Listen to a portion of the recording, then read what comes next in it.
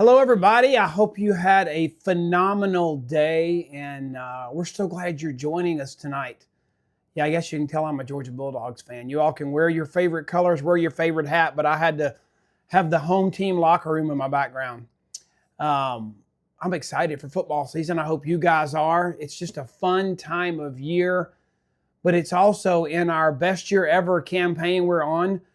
For those of you that are joining us for the first time, I know many of you are excited about hearing from our head coach, Travis Garza, and many others tonight. But if you're joining us for the first time, we're kind of mid-season. We're right in the middle of our best year ever.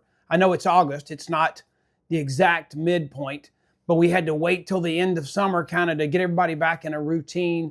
And we're here. We're at that point.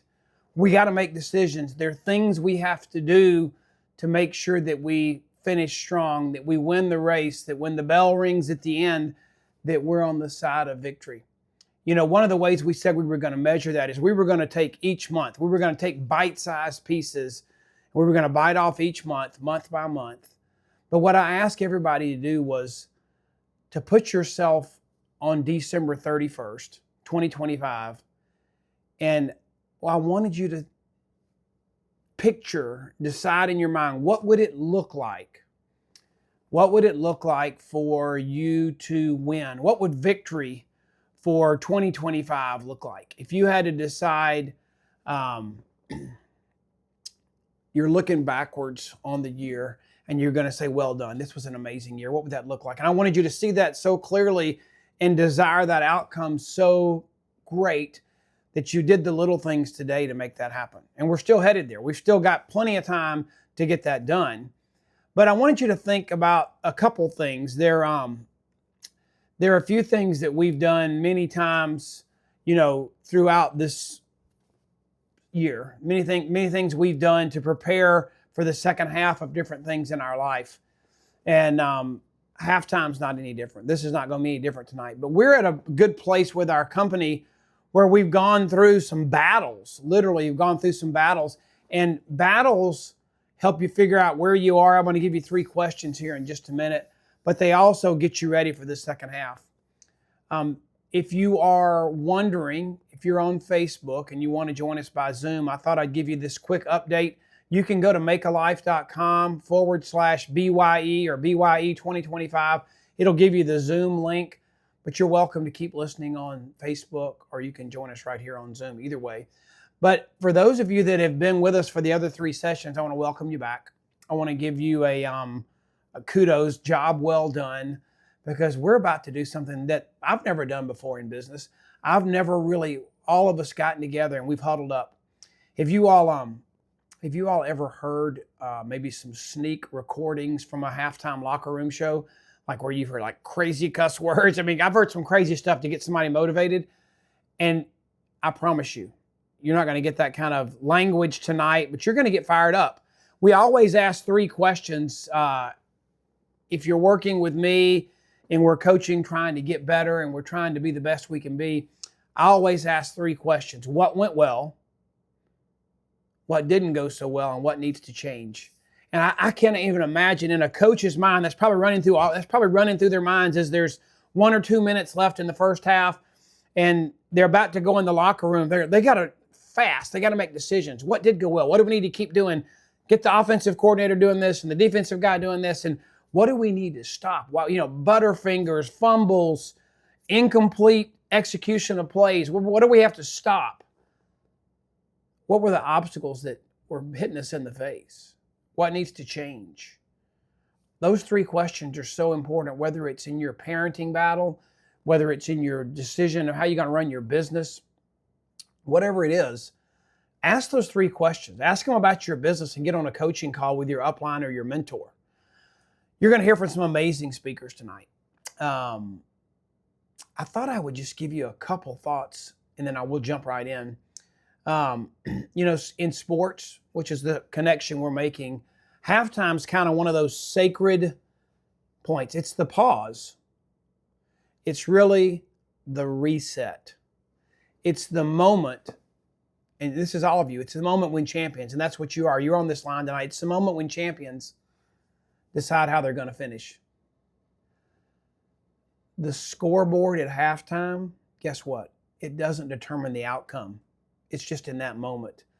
The decisions and mindsets are made that are made in the locker room. That's what's going to determine the outcome. Some of you are Alabama fans. I'm not, but they had a great coach named Bear Bryant. He used to say, "It's not the will to win that matters." Everybody has that. It's the will to prepare to win. And we're about to prepare to win. Our head coach, our CEO, his name is Travis Garza.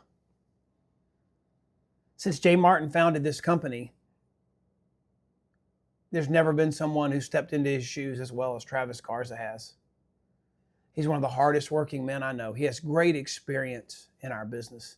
He has an amazing wife whose name is Heidi. They have wonderful kids.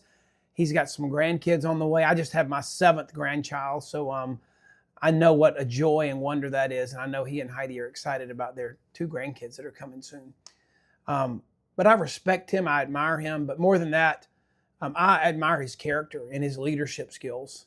And I can't wait for you to hear from him. But I want to share one thing because I know, yes, Travis Garza is a Notre Dame fan. I don't know if you knew that about him, but he gave me a hard time when we played Notre Dame last year and they beat us in the Sugar Bowl. But they had a famous coach too. His name was Newt Rockne. And one of his famous lines was, "Let's win one for the Gipper." And his words transformed an underdog team into giant killers. You know what? And Travis is someone we need to follow because he's that kind of leader. He really is that kind of person. And I want you to listen in as Travis kind of kicks off. We're in the locker room. It's the pause. It's the reset. Hello, everyone. Good evening. Happy Thursday to you, August 21st. I know that this call is a special one. And Kurt Beavers, I just want to say thank you for allowing me to share tonight on halftime. When we think about halftime, all of us have halftime stories. Whether it's in sports or it's in life, we all have halftime stories. That first half and what our life looks like, and really making a choice on what that second half looks like. I think it's so important. And I just want to say thank you to always thinking about how we can give back to our friends and family. And that's what this is all about. It's a community. And you're going to hear a series of trainings through this halftime series where you're going to learn a little bit more about what you can do to move yourself forward, what you can do to move your business forward, or maybe you just need a change in your life. And I think that's what's important. You know, when I think of halftime and I think about the word, if you go back to the 1500s, that's when they first think that it was defined as far as halftime. What that meant there and the definition between, hey, if you're going into a game, it's that middle point. It's that middle point that you go into that first half, and then you get that middle point and going into the second half, and they called it halftime in the early 1500s, in the mid 1500s. And I think about that, and I'm like, oh my gosh, you know, back then, what kind of sports were they involved with? And back then, it was really about jousting. If you think about it, jousting back in the mid 1500s, or wrestling, or dice games, or archery were some of the games that were happening in 1500. Now, I'm going to share some words with you tonight, and I hope it resonates with where we're at today. It's about learning. And really, as I thought about this presentation and thinking about this training, I thought, you know, what can I share that would be helpful to all of you? And so I'm going to share with you some stories, as well as maybe some things to think about as leaders as we move forward. And when I think about this and I think about halftime, really it's what we do, it's how we play in the second half that makes that matters, that makes all the difference in the world. It's what we do after that tough point, or maybe that moment that we stall out. Maybe it's that moment of our relationship, maybe a relationship change, and we're like, what are we going to do with that second half? I have some close friends of mine who've had some recent relationship changes, very, very difficult times for them. And in some cases, they've gone through a divorce, or they've had some change in what has happened. And they're like, well, you know, what do I do now? And it's really that halfway point, halftime point. Or maybe it's a new relationship. Maybe it's something exciting. And you're saying, you know what? I want to be different. I want to act different. Or maybe it's a business leader that's looking for that second half of saying, you know what? I used to have this momentum and I need new momentum now. It's that halfway point. And a lot of us think of halftime in sports. We think of these stadiums, we think of these big cheering moments where it's halftime and we get to go have our drinks and talk and have fun. But we also have lifetime in our own halftime in our own lives. And we have to think about those things. And for me, I think about this, and I'm going to be a little vulnerable here. There are many half times that I've experienced. I think all of us are going to experience different half times in our life. And for me, as I said, I want to be a little vulnerable. For me, when I was first meeting my wife, Heidi, over 30 years ago, I was a different person. I think all of us were 30 years ago when Juice Plus was starting. Over 30 years ago, we started our relationship. And back then, I had a full head of hair. And I know this might sound silly, but for me, it was that time where I'm like, oh my gosh, I don't want to lose my hair, but look at me now. But back then, I'm going to show you something, and I'm not going to leave this up for very long. I'm going to show you a picture of what Heidi and I look like back then when we were meeting. In fact, this is when we were first meeting. Someone took this picture. We were on a river here. You can see I have a full head of hair. And at that point, for me, it was very, very hard because I knew I was losing my hair. And I was like, what am I going to do? And I remember Heidi sitting down with me. I remember Heidi sitting down with me and saying, I don't love you because of your hair. I don't love you because you did this or you're doing this or I love you because of you. And it was that halftime moment for me that made me realize, I can still be the person that she fell in love with. I can still be a great person. I have to look past those things. And many of us get in our own way. Maybe it's the way we look. Maybe it's the way we feel. Maybe it's certain elements that were involved with our business. Maybe someone did something or said something and it just threw us off and we can't get over that. It's that second half that moves us forward. And I think about this, one of the stories that I love most, and a story that I heard recently is about this company here called Kodiak Cakes. And Kodiak Cakes, back in the early 1982, I wrote these notes down, Penny Clark, she had her son, her oldest son, Joel, who would take these, what they call pancakes, and she would make the powder and she learned from her dad, and she said, I'm going to make these pancakes and I want you to walk around the neighborhood and I want you to sell. So he would take his wagon and he would take these pancakes and he would go door to door. Can you believe this? Door to door and sell these pancakes. That's how Kodiak Cakes really began. The story of Kodiak Cakes began. And as it started to grow, that's how this business started out. From the ground level of door to door sales, a little kid, 8 years old, that was going around and selling this off the back of a wagon. But Kodiak Cake moved on and it started to grow and it had challenges. And this first half of the story was about trial and error and family and people taking over. And then one day, their son took over the business.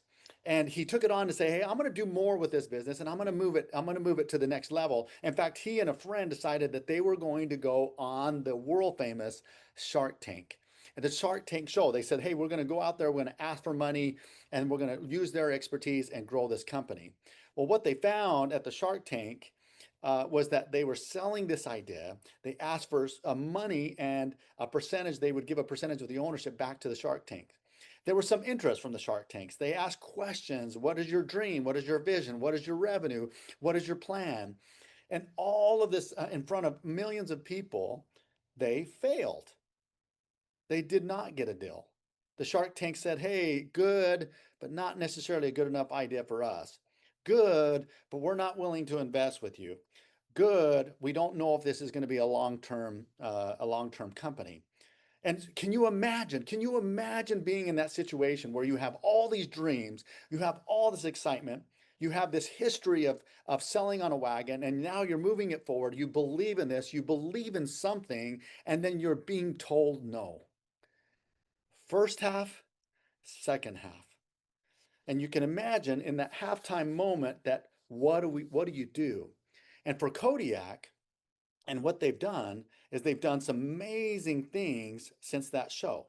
And the halftime, and I think about this, it's how do we play the second half that matters. And today, Kodiak Pancakes is worth over 150 million and growing with their business. From a startup selling of wagons, to over 150 million. And some people estimate much more than that.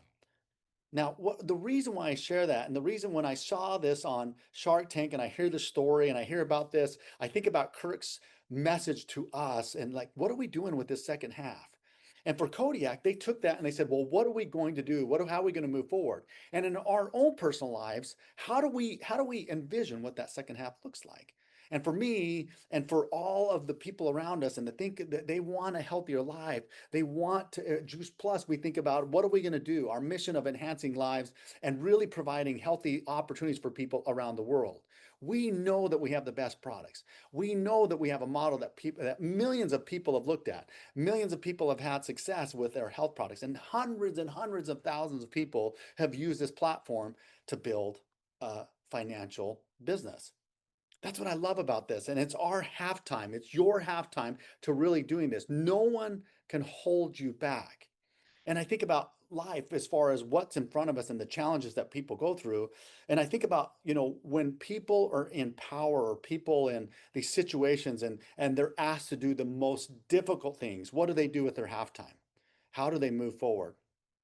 And I want to share something that I think one of the greatest leaders that I can remember. And now I'm not going to talk about political affiliations. It's not that. But one of the greatest leaders as far as communicators was the great communicator. And some of you know him as Ronald Reagan. Again, I'm not asking for you to side with any type of political affiliation.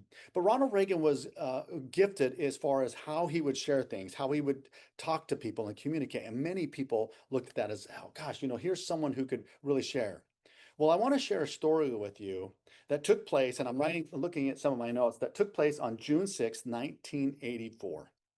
And on June 6, 1984, it was the 40-year anniversary of D-Day. And what happened is Ronald Reagan flew over with his wife and sat down in front of all the people on the shores of what is called Pointe du Hoc. And Pointe du Hoc is where the Allies came in on D-Day, and they climbed these walls. They came in, and it was all for the freedom. And if you can imagine, Ronald Reagan on 1984, on the 40th anniversary at the time of D-Day, he sat in front of these Rangers, the Rangers that were still alive at that time. And you can see here, he saluted them and talked with them about this time. Now, what I'm about to share with you is a script, the actual script that Ronald Reagan shared in front of this group and on that day in 1984 about these men. And what I love about this is that you can see on his right hand side were all of these Rangers, the ones that survived that war right there on that D-Day. And during the speech, he shared some of these words, and I'm going to share these with you. And if you think about this, you think about the first half of these men's life, and the second half following. And I'm going to read some of the script, and he says this: as we stand here today, the air is soft and full of sunlight. And if we pause and listen, we will hear the snap of the flags and the click of cameras and the gentle murmur of people coming to visit this place, a great sanctuary city, a meaning. But 40 years ago today, 40 years ago as I speak, the air was dense with smoke and the cries of men. The air was filled with the crack of rifle fire and the boom of cannons. Before dawn and the morning of the 6th of June of 1944,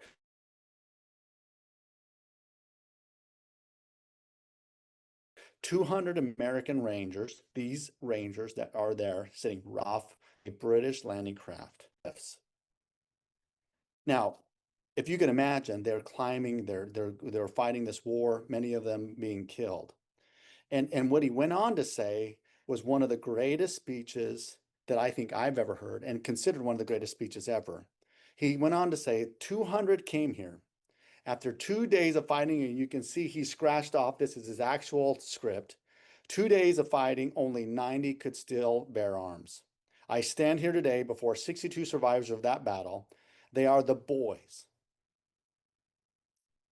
They are the boys of Pointe du Hoc. These are the men who took the cliffs. These are the men who helped free a continent. What I love about this is that he went on to talk about where they were at and what they did. Now, the first half of this is their life before this, and halftime was like taking charge, moving forward, and taking this this cliff and all of this area. Now, what did they do in the second half? I want to read some of this. After successfully taking on Pointe du Hoc, the 2nd and 5th Ranger Battalions, this group, continued to fight across France and into Germany. They were involved with numerous battles, including the Battle for Brest, the Hurtgen Forest, and the Battle of the Bulge. They also participated in the crossing of the Roer River and advanced into Germany. These Rangers served as a fire brigade. What I love about this and what I think about this, and I think about halftime, sometimes this first half is about where we're at, what we're doing, and the second half is about what we do after this. And the story really illustrates that we don't stop. We keep fighting, we keep moving forward, and we are going to experience some of the toughest things. And these men experienced, I can't even imagine, unimaginable circumstances, but they kept fighting. Your goals are worth it. Our lives are worth it. Our families' lives are worth it. Our children, our grandchildren, the future, our legacies that we leave. It's halftime and it's our time to move forward. So what do we do with this? You know, it's halftime and I think about this. So how do we move forward? And I think about it's halftime now. Now what? Now, what I think about this is number one is we have to have radical self-honesty. Self-honesty about where we're at and what we're feeling, how we're thinking about this, what our behaviors were, what was our habits. Maybe we didn't have the right habits. So radical honesty about where we're at and what we're doing. The second is select your surroundings. And this is not just about the surroundings that we live in. It's about the people that we're around, the communities that we put ourselves with. For many of us, we're on our way. We're going to be heading to Indianapolis. It's a great way for us to lift ourselves up, get connected again. But some of us are in these surroundings where you're around negative people, you're around negative circumstances. You can't get out of this. You're always watching the negative news instead of talking and learning about how you can evolve and what you can do to move yourself forward. But select your surroundings. Number three is identify the shift. What's the shift that you're going to make? Identify the shift that, hey, this makes me feel good, or I'm going to move my business forward, or I'm going to change my relationship in this way. Identify the shift and make sure that you have that shift. You write it down and say, you know what? I identified a shift in the way I felt when I did this. I identified a shift in the way I felt when I participated in this. Identify the shift. And number four is set your North Star. I often tell people, and here at Juice Plus, our North Star is so bright. We are so excited about what we're doing as far as where we're going as a company. Yes, we've had some challenges. Yes, we've had to have some radical self-honesty. Yes, we've had to sit down and say, okay, well, this is where we're at. We've had some challenges. We've talked about the surroundings we're at. We're going to move on from some bad things that have happened, and we're going to move ourselves forward. But we are going to set our North Star as far as attracting thousands of new customers and thousands of new rank advancements, hundreds and hundreds of new NMDs and PMDs and so forth. We are moving forward. We're going to have new innovation. Yes, this technology is going to be fixed. We're so excited about what's happening with our stakeholders and their belief in our company and these owners now that are saying, you can do this. And the second half, our second half and your second half is where we have to make it count. I know that we can have success. I know that you will have success. That's why I feel it's so important that you be a part of these calls and the calls that are following up. And you're ending with Kurt. Kurt, I just want to say thank you. I really believe that at Juice Plus, we are making a difference. There's no doubt that we have a lot to work towards, and we have a lot to look forward to. I just want to say thank you for allowing me to come on this halftime show. And I look forward to all the rest of the trainings from all of the great leaders here.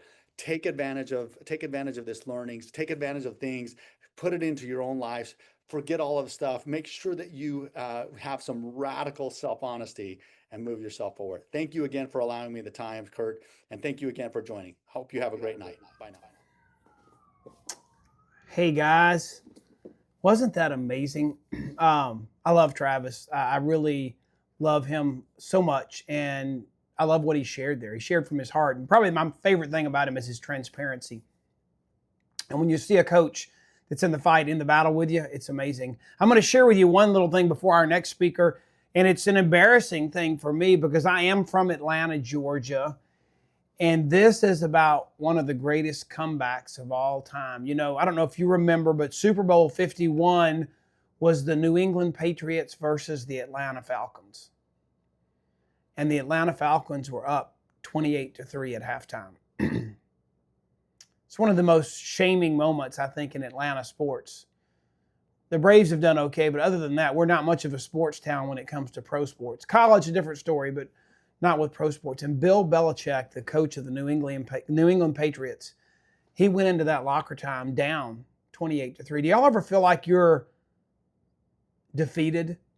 I know many times I've had a goal in our business right there at the end of the month. I remember year after year, month after month, we would get that PVC report in our email, that PDF version. It's a little different with our new system now, but we'd get that on about the 25th of the month, and it would give me that snapshot of where I was. I'd set a goal for the month. And one of the things I think everybody that knows me, I got all kind of flaws. I've got the energy of an ever-ready bunny, and I don't quit. I just keep fighting. I keep just punching until I break through. And I've never wanted to set a goal for the month in our business, and with a week left, see where I stood and say, I'll just do it next month. I've never wanted to be that person. I've always wanted to finish my goal, impact my paycheck, because whatever I do by the end of the month, you know, it's what sets your paycheck up. So Bill Belichick told his team at halftime, he says, do your job one play at a time. Do your job one play at a time, and we can win this thing.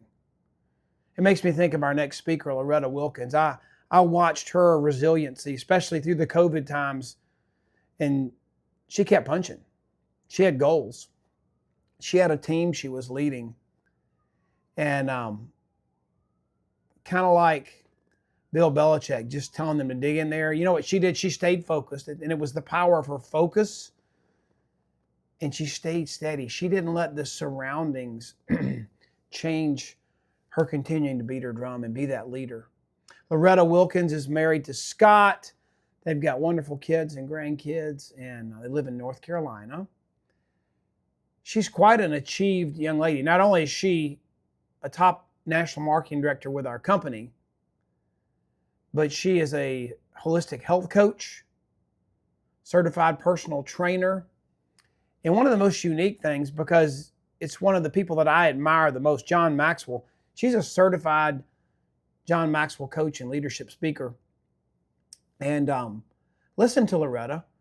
You've heard from the head coach, but the team has many components. You've got offense, defense, special teams. But it's about getting focused and staying steady on the task at hand. So listen to Loretta. Can't wait for you to hear from her. Here's Loretta. Hey everyone, I'm so excited to have been asked to share with you today. And this is what I want you to think about. Are you in the race? Are you ready to run the race to 2026? We've got the fourth quarter in front of us, and we want to make the fourth quarter count. It doesn't matter what the other quarters have looked like. It doesn't matter if you feel like you're winning or losing or you're just running around steady Eddie. It's time for us to put our running shoes on and work towards that finish line. And I'm just going to give you what I think are a handful of things that you can think about as you approach this fourth quarter. First of all, start with a timeout on the field. So, timeout huddle. Get with your coach in this business or your spouse or a good friend. And I want you to think through for yourself. First of all, what is your vision and your dream and your hope? What would you like to be able to accomplish? What do you know is possible in this last quarter for you to be able to run into 2026 and have your business look completely different than it does today? Why do you want this? Get clear, repeat it, write it down, put it in front of you, have it easily accessible. The why is what is going to drive your behavior every single day. And you also want, during this timeout, how was the last quarter? Did you do what you said you were going to do? If yes, and you have been doing what you committed to doing, let's celebrate. Get encouraged. And maybe you just need to turn up the degree by a couple degrees. It's that whole story about the boiling water. It's, at 211 degrees, the water's not boiling. At 212, it is. Where could you just commit a little more time? Where could you add, instead of talking to one new person a day, it's two? What could you do to turn up the steam? And if no, you didn't do what you said you were going to do, why? Go ahead and ask yourself the tough question. Why? What did I let get in the way? What distractions do I need to control? What obstacles do I just need to knock down or jump over? Everyone knows how I feel about obstacles. Those are normal. They're every day. They're going to always be there. But in this race, we're going to hurdle over them. Number 2, evaluate your DMO and your life flow. So we're about to approach a different season. We think of September, even though it's still summer, it's moving towards fall and it's back to school. And it often means a change in schedules. It means a little bit less of a long day. We don't have as many vacations and, celebrations and parties and picnics as we would have here in this last couple of months. So what does that look like for you? And I want you to commit to your DMO. So evaluate, look, where is the squeak of time? Is there a place in my week that I can block out at least one time where I'm going to dedicate a few hours to my business? Because I'm going to tell you this, we can do it as we do life. I want you to be ready to be prepared every day, all the time. You have your samples, you have your brochures, you have your story in your back pocket, you have your videos on your boards. We know what we need to do when we share. But I'm talking about that solid block of time that's going to have you really diving in. You're going to do your follow-ups. You're going to schedule those connection calls. You're going to invite for events. And we get on a roll once we get working, and we can't only give it 10 or 15 minutes here or there. Find one block. Does your family know about it? Can you sit down and say, listen, I want to run the race to 2026 and I need your help. And here's what I'm going to, Mom, or I'm going to spend some time and I need the family supporting me. So enlisting your family, controlling those distractions. And then know that your DMO, as you're working it, you need to be doing one of the 5 income producing activities or it's all for naught. I think we spend way too much time worrying about what social media posts that we're going to make, which I know some of you, the social media is very important, and you've got that down. What about the rest? So number 1, are you talking to new people, whether that be through your social media? And if your social media is not attracting new conversations, then maybe, again, you got to reevaluate what you're doing. Let's not, definition of insanity, doing the exact same thing and expecting different results. So talking to new people, sharing your stories, samples, videos. 2, are you following up? Following up effectively 5, 6, 7 times. You've waiting, going for the no with people. And I really suggest follow-up needs to be tight. It needs to be, I shared, I'm following up, and I'm in that process, and it's a narrow focus. You don't let that drag out too long.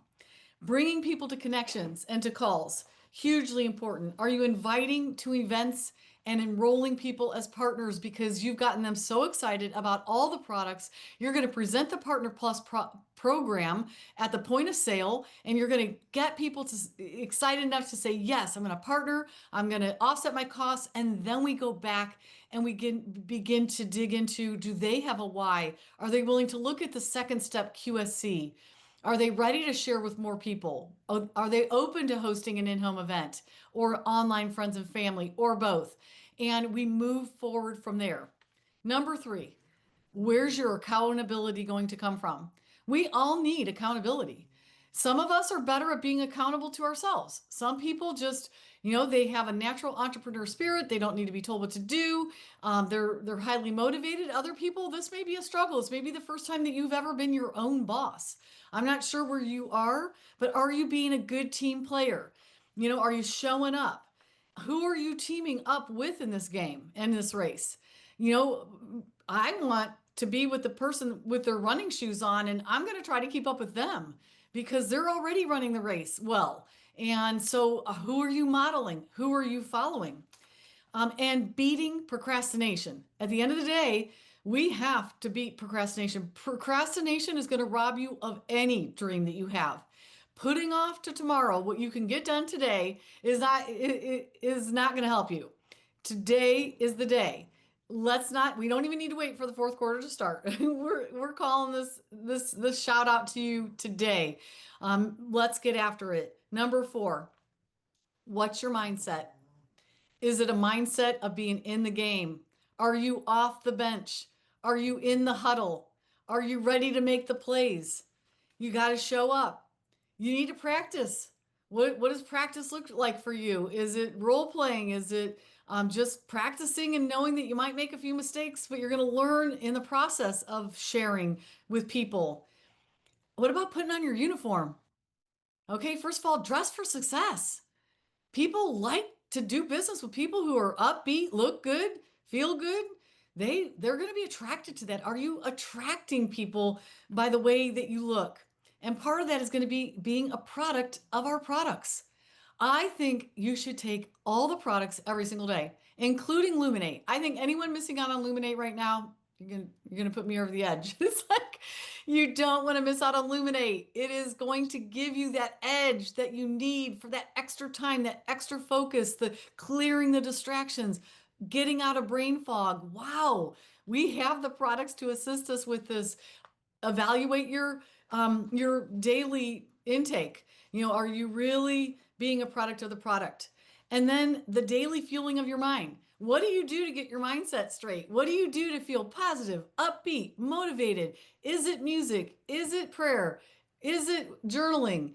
Is it a talk with a good friend? Is it a text group? What will get your day getting out of any kind of stinking thinking that's holding you back, putting yourself into that moment of, no, I am not wasting this day. It's going to be a great day.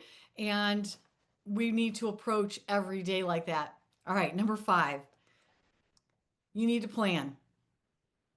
I can tell you, I started my first business at the age of 25. And at about age 28, I took the Franklin planning course. Yes, this was when we had the Franklin planning planner. It was incredible. It had your whole month at a glance. It had week. It had every day a chance to plan.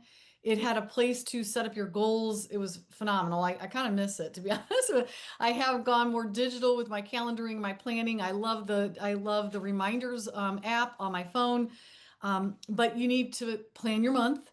Our business runs month to month, and Kurt, you're phenomenal at teaching all of this. I learned so much from you about this aspect of it, but you really do need to look at your month. How am I going to build my funnel up?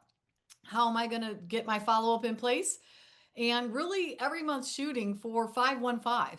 I'm going to get at least 3 to 5 new customers. Maybe I'd say more partners. I would say like 3 customers and 2 partners, and 1 partner you're going to get to Partner Plus. And we used to call this the Royal Crown activity, the wash and rinse and repeat of you're talking to enough people. You used to have a whiteboard in my office, and I didn't stop in my mind until I filled those spots in. And what event was I having? I knew what my month was going to look like. So we plan our year, but in this business, we break it down to the month. And then what's your weekly plan? I think either Sundays, early evening, or first thing Monday morning before you get on social media, before you start looking at email, your plan for the week needs to be done before you hit the ground to do anything. Plan your week. Know who you need to talk to. Write it out. Be specific. Be clear. Know where the next steps are in the process for everyone that you're working with. And then you're planning your day.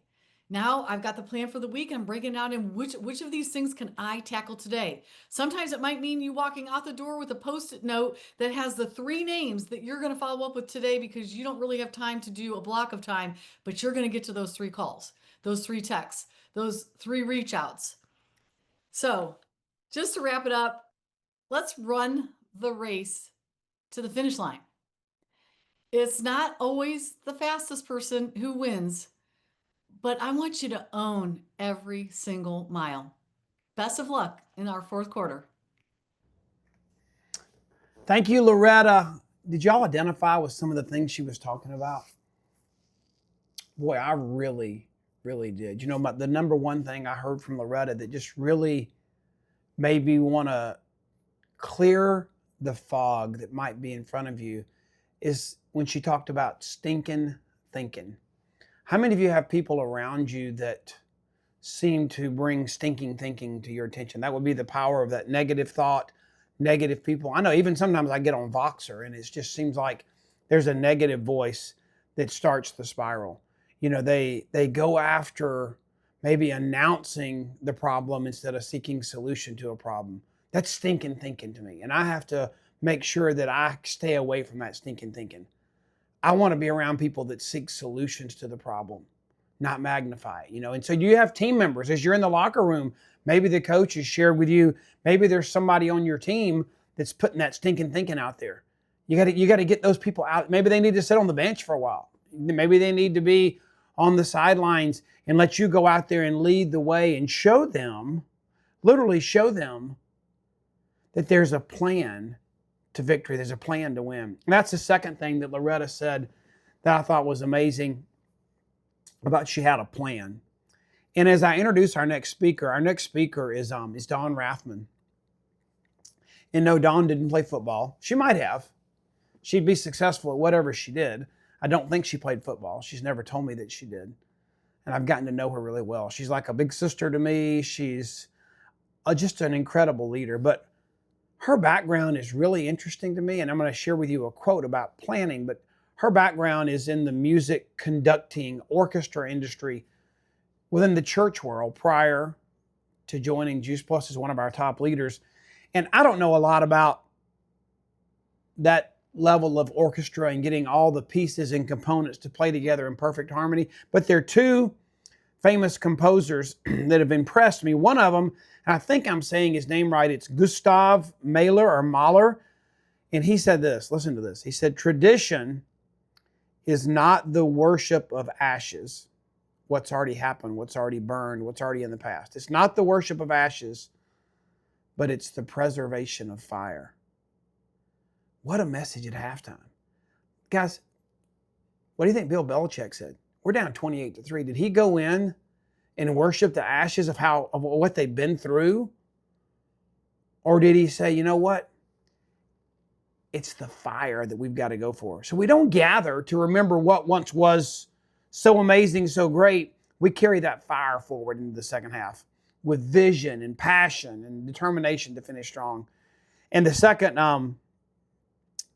quote that I love is the one by Leonard Bernstein. Let me see if I can find that one to share with you. Here it is. He said, no, that's not where's this quote? Here it is. Okay, he said, inspiration to achieve great things. Here it is. So he says, to achieve great things. This relates to Loretta's talk about planning. To achieve great things, 2 things are needed. I love this now because one of my things is, I'll tell you in a second. He says 2 things are needed. You need a plan. Thank you, Loretta. And you need, listen to this, not quite enough time. You need a plan and not quite enough time. I have lived this business every month with a plan. And when I got that report near the end of the month, it seemed like there was not quite enough time. And you know what? I let urgency destroy procrastination. And it can do that for you too. Listen to Dawn as she helps us she brings this rhythm and the piece of all the things playing together perfectly. It's so good. She's so beautiful. Dawn, thank you so much for being with us tonight. Here's Dawn. Well, thanks, Kurt, for organizing this call and choosing this halftime theme. I love it because as a conductor, I know exactly what halftime feels like. In a concert, we call halftime the intermission. It's where the orchestra pauses, we go backstage to tune up, reflect, and reset before coming back out to finish strong. At halftime, no matter what has changed, leaders take charge. The conductor or the coach rallies the team together to cast vision for the second half. They go over any adjustments needed, they point out what the team is doing well, and affirm the value of the players. Effective leaders know what to say because they know their team's capabilities and they infuse in their team the belief they can win. So all that sounds great, doesn't it? But have you ever wondered how coaches make this really happen? Is it just magic, luck, charisma, or what? So, question is, how do we build a culture with a winning mindset and the teamwork it takes to accomplish big goals? I'll say that again. How do we build a culture with a winning mindset and the teamwork it takes to accomplish big goals? Well, as an orchestra conductor, I discovered so many parallels between leading a group of musicians and leading a business team.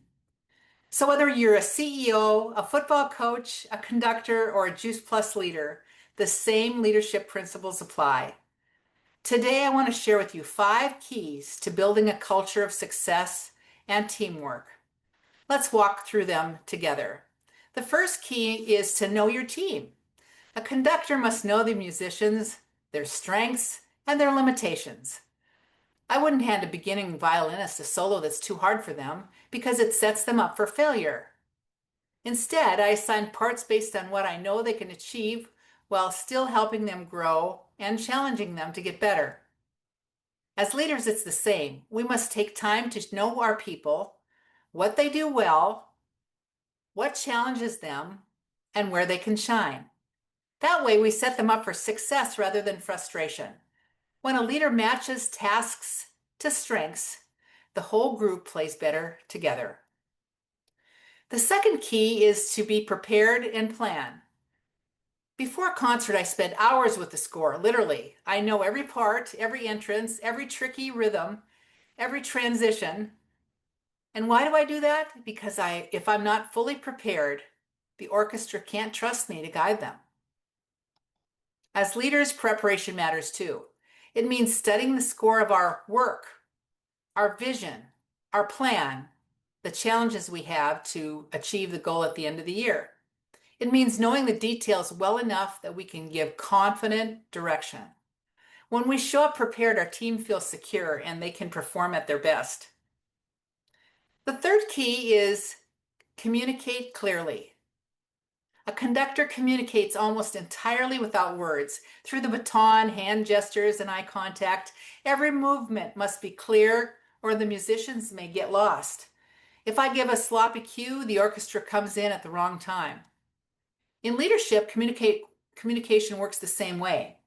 If we give vague signals, if we send mixed signals, or if we fail to check if they understand what we're trying to communicate, our teams stumble. Clear cues, whether the leader gives spoken instructions or written plans or follows up with assignments and meetings, consistent communication makes all the difference. Consistency, right? Can't change your mind in the midstream. You have to continue to believe in your systems and work the system and do your activity. So your people can play in sync if they understand your expectations and your specific direction. The fourth key is to create harmony and teamwork. So how do we do that? Well, the beauty of an orchestra isn't in one instrument. It's in how all the instruments blend together. That harmony doesn't happen automatically. It's something the conductor shapes in real time. They listen closely, they make adjustments, and model how to make the music express the intent of the composer. Leadership requires the same skill. Our teams are made up of people with different talents, personalities, and perspectives. Great leaders bring those differences together into something greater than the sum of its parts. That requires listening encouraging, and sometimes stepping in to a model and model a skill or assignment effectively so they see how it sounds. And when harmony is created, the result is powerful and inspiring. It reminds me of Dr. Du Bois talking about the synergy of action of all the different fruits and vegetables and nutrients in whole food nutrition versus taking one thing out and expecting that one nutrient to do all the work. It's a beautiful thing when we create synergy. The fifth key is to build trust. Here's a tip for a conductor that's often forgotten and important to remember. Musicians don't follow a conductor because they have to.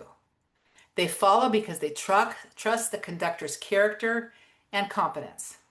They know I've studied the score, prepared well, and earned the right to guide them because I care about them and the product we want to achieve. Trust is built long before the performance. It's built through rehearsal, consistent expectations, and respect. In leadership, it's no different. Teams don't follow a person with a title. They follow a leader they believe in. Trust grows when we show up prepared, communicate clearly, and treat our people with respect. When trust is strong, the team will give their very best. So what's the application for us as we plan from now till December? So let me ask you, how will you conduct your team? How will you lead your team? How will you prepare so people feel confident?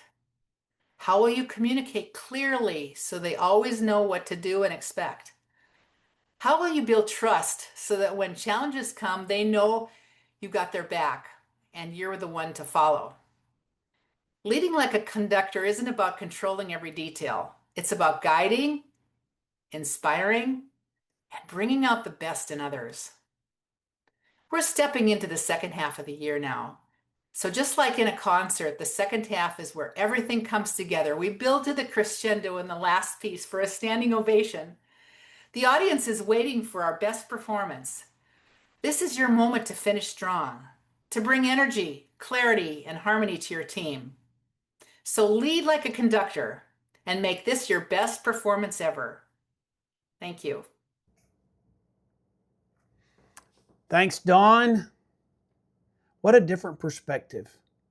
But you know, if you're on a team and you're in the locker room, don't you want to know that not only are you doing your part, the head coach has delivered his message, but all those components have to play the game well together for you to be champions.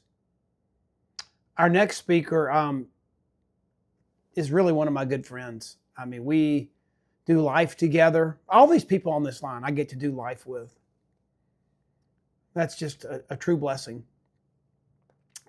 I'm going to close out with a few more thoughts on this sport, but I want to tell you a little bit about Kerry Daigle. Kerry comes from the background of being a boxing promoter. ESPN, renowned, has partners in offices in Florida and different places, but he's a top leader in our company, but he knows how to throw a punch. He knows how to come back from a knockdown.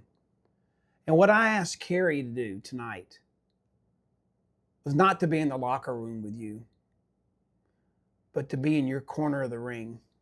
I asked him, Kerry, if I was in a fight that I knew I could win, maybe even that I was supposed to win, that victory was there, I could see it. But I got off my guard. I got punched in the gut. I got punched in the mouth. I got bloodied up. I was tired. I was discouraged. If you were in my corner and you knew that I was a champion, what would you do with the smelling salts, with words in my ears? What would you tell me to make sure that you put me back out there in the ring and I did what I needed for a TKO, knock the guy out, or finish the fight where the judges knew I was the winner, I was the champion? So listen to our own boxing promoter. He was a boxer. He was a manager, a trainer, a fighter. He knows the game, and he's built an amazing business because he knows how to lead people. Even when they're down, he can get them back up, put them back in the ring to finish the fight. Here's Kerry. Hey everyone, thank you for having me. My name's Kerry Daigle. I live in Louisiana. I've been with Juice Plus Company for 36 years. Thank you, Kurt, for having me today to share some of my thoughts on what it takes to be a winner. I believe coming out first and winning, sorry, some of you may disagree, but it's everything. I guarantee you in boxing, coming in second is not a lot of fun. You've heard a lot of times that winning is not everything, it's how you play the game. I beg to differ. I like to win. I've been in combat sports for 50 plus years, promoting shows on every available network, cable station, or streaming network across the world. There's a book that I really love. It's an old book, Even Eagles Need a Push. I would suggest that you find the book if you can, by David McNally. There's a quote in here, and this quote is, everybody can be great because anybody can serve. You don't have to have a college degree to serve. You don't have to make your subject and verb agree to serve. You only need a heart full of grace, a soul generated by love. We're all servers, aren't we? We are in the business of inconvenience. Inconvenient time for someone to call us, inconvenient time for us to do a training. We are in the business of being available to a team. We are responsible for that team. Without that team, guess what? None of you would have an income except for the customers that you have. So let's start with what my thoughts are. I'm always asked by boxing fans and fighters alike. I mean, that's been going on for a long time. Do you think I can be a champion? Or why didn't John do better as a fighter? He was so skilled. You know, over the last 50 years, I met some of the most elite boxers of our generation. What makes a difference between a champion and a contender? What really is the difference? Well, once I joined the Juice Plus company, I was asked some of the same questions. Do you think I can be successful at this in Juice Plus? Why am I not doing better? Why am I struggling? You know, struggles are the journey to success. Struggles are to teach you how to go through obstacles, and obstacles are lessons on the way to success. There are opportunities in disguise for you to absolutely go through those opportunities to obtain success. Think about that really hard for a minute. So the answer is you haven't struggled enough and you probably have given up. What is your reason for that? It's my team. They aren't working. It's IT problems. We can only go down the list, can't we? My question's simple. Why is right now we are going to have 2, if not 3 new national marketing directors in Indianapolis from right here in America? What are they listening to and what are you listening to? So you have to ask yourself, I don't know. Can you be successful? Are you willing to go through the training necessary to be a winner? Or you know it all? I'm still learning after 36 years with this company. Stay and remain as a student. There comes a time in everyone's career when they're faced with a personal crisis or some monumental challenge. We all have those challenges. A challenge that seems overwhelming and overwhelmingly difficult to achieve or overcome. Or in Juice Plus, for example, they're spending time on the negative issues on Voxer. How'd you like to turn that baby off? I mean, Voxer is a good tool to use to communicate, but it also can be a terrible tool when you listen to all the negative messages. Sorry, it's true. Go to the source when you have a problem. Find the answer. That's your job. And if not, you have somebody that can help you find that answer. It's at this time that you will find out what really exists within your soul and your heart. You see, skill, conditioning, speed, and power will have nothing to do with the final result for the boxer. And skill and previous successes will not help you in your career with Juice Plus. The difference will be the size of the dream that person possesses and the character that person carries with them right now, not yesterday or yesteryear. Champions and winners have dreams, they have hopes, and the intestinal fortitude to want to succeed, while average people just do not want to. It has everything to do with the heart of the individual and the character that each person carries with them. A person without character usually doesn't have any heart. The difference between a champion and a winner versus the person that's a contender and the successful business builder in the Juice Plus company is the will to win and the fire within the soul to never, ever give up. The heart and the character it takes to be a winner. So look deep into your heart and soul, and do you really want to win? Hang around enough crybabies, and guess what? You will excel at crying. You didn't want to hear that, did you? Well, face the music. See, winners reach down inside their hearts to fight and conquer every odd. Contenders never reach down deep in the soul and usually slip and accept defeat. Is winning important? Yes. Yes. If not, why does everyone keep score? You will learn that the amount of intensity, determination, character, and intestinal fortitude you carry within your heart will eventually have every reason for you to win. Champions are willing to pay the price for victory and success. Contenders are not willing to do so and later live to regret what could have been. In life and in Juice Plus, it's your decision. Many people are happy to be contenders, only because they are not around enough winners to understand that they too can become a winner, a champion, a national marketing director.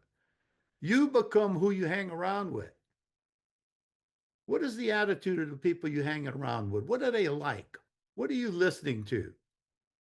As you work your way to challenging yourself to reach the top of the mountain, you will learn that the will to win is the desire to accept no excuses. DT, IT. Worry about what is working, not what is not working. You can build a cart, can't you? That's pretty easy. How many did you send out this week? Are you concerned about something that isn't working in IT or DT? Yet, because it's coming. Everything's getting fixed. The tough are going to survive and they're going to win.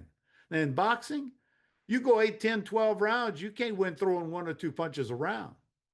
And each one you throw has to be planned. Same with Juice Plus. Throw some punches. Have a plan. The fire in your belly will bring you to more successes with each battle and each victory. Champions continually strive to find a way versus wondering if there is a way. So look in the mirror. Listen to yourself. Where are you? Be honest with yourself. Former heavyweight champion of the world, James Gentleman Jim Corbett, wrote the following entitled One More Round. I wrote it down for you so I could read it to you. Listen carefully. Fight one more round. When you feel you are so tired that you have to shuffle back to the center of the ring, fight one more round. When your arms are so tired that you can hardly lift your hands to come on guard, fight one more round. When your nose is bleeding and your eyes are swollen and you are so tired that you wish your opponent would crack you in the jaw and put you to sleep, fight one more round. Remembering that the person who always fights one more round is never whipped, never defeated.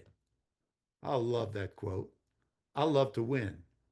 You need to learn to win and find people around you that want to be winners like you. So enjoy your life. See the positive. Figure it out. Let's go for the win. Complaining can cause lost production and is duplicated within your team. Losing is not fun. Get rid of the negatives in your life. It's not hard to do. It's called a choice. And guess what? It's your choice. Keep punching.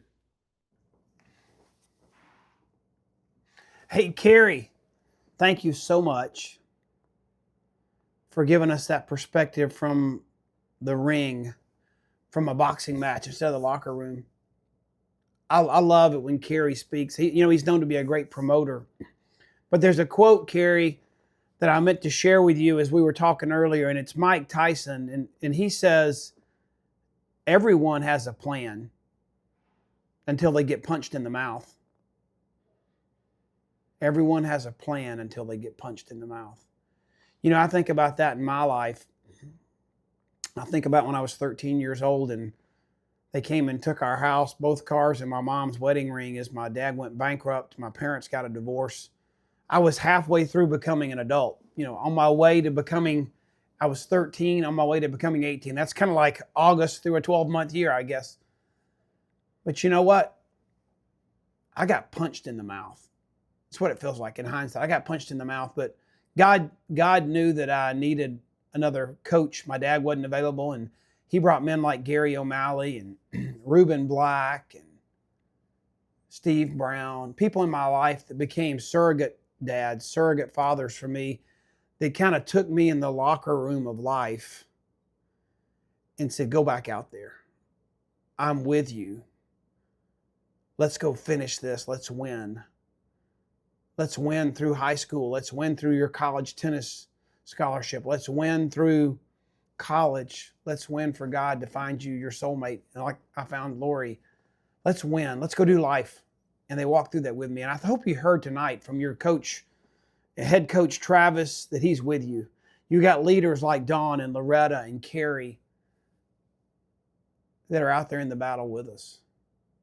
We're going to win this game. It's amazing. We are going to win this game. As you go back out there to the second half, and there's so many stories, but I feel prepared now. A ship that goes into port, to me, it's kind of like the locker room.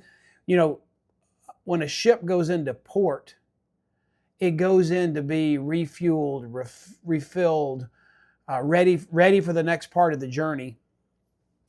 And I wanted to close with you with one more coach. And that's, I guess, Travis, you've made me look for Notre Dame quotes, but Lou Holtz, when he was the coach at Notre Dame, he said, ability is what you're capable of. Motivation determines what you do. But attitude determines how well you do it. There is a time coming right now. I've been with this company for almost 39 years. And as I see, I've been through lots of cycles. We've had changes in product line. We've gone through the 2008, 2009 crisis. When I got in the business, tax laws had just changed, and commercial real estate was devalued around the world, and everybody was without a job. We've had COVID, punch in the mouth. We've had our digital transformation not working very fast, punch in the mouth. We all had a plan and got that punch in the mouth. We got to get back out there. I was with some amazing leaders this week, and I signed a non-disclosure agreement. So I can't really tell you. But if I could punch you in the gut and get you to pause for just a minute, there's a new product our company has coming. Skylar Stephenson told us this at our Blue Ridge Boot Camp. It's going to be released at our conference in September. If I were you, I'd be there. It's a new place for us. Anytime Jay Martin, Travis Garza, Gina Gura, our team launches a new product, there's so much thought put into it. It's going to bless your socks off. It's going to be amazing. Do whatever you can to be in Indianapolis, because it's kind of going to be, can you picture, I can picture it because I've got seats at Sanford Stadium. I love going to the games. I saw Carol Garner on the sign. She's there too. And you see the smoke and the stuff when they first bust out to start the game, but then they do the same thing. They bust out at halftime. They come back out. Indianapolis is going to be like us standing there ready for the fireworks to go off. It's going to be like, we're ready to go finish what we started. We're ready because the people around me know we're champions. And Travis and Gina and Skylar and the leaders of this company, they've got all the equipment ready. They've got all the tools ready. They've got the playbook ready. All we got to do is strap our helmet on and play the game. I can't wait to do this with you guys. We're going to finish 2025 and look back December 31st and say, well done, and we're going to celebrate together. Hopefully I'll see each and every one of you in Indianapolis. I can't wait. Be blessed. God bless you and your family, and let's go win the game together.